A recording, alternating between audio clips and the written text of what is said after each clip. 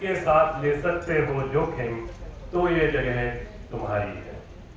अगर शुरू कर सकते हो अकेले और बढ़ने के लिए नहीं ढूंढोगे सहारा, तो ये जगह तुम्हारी है। अगर भरोसा है खुद पर और अविश्वास नहीं है जग पर, तो ये जगह तुम्हारी है। अगर चल सकते हो अंत तक और छांव का इंतजार नहीं है, तो ये जगह तुम्हारी है। अगर भूख लगे और याद आए भूखा और प्यास पर तालाब एक सूखा, तो ये जगह तुम्हारी है। अगर आंख नहीं है पर दृष्टि है, तन का एक भाग नहीं है पर मस्ती है, तो ये जगह तुम्हारी है।